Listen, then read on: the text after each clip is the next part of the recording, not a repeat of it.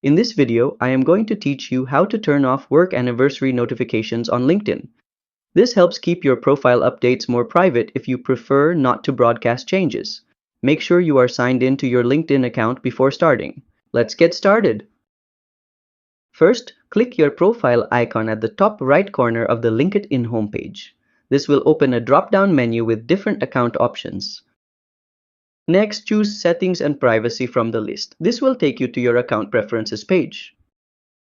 Then, go to the Visibility section in the left-hand menu.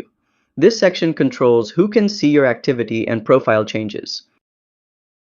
Now scroll down and under Visibility of your LinkedIn activity, click Share Job Changes and Work Anniversaries.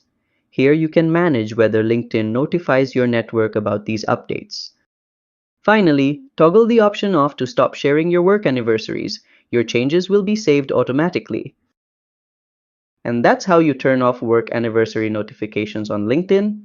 If you found this useful, like the video and subscribe to How to Tutor for more step-by-step guides. See you next time!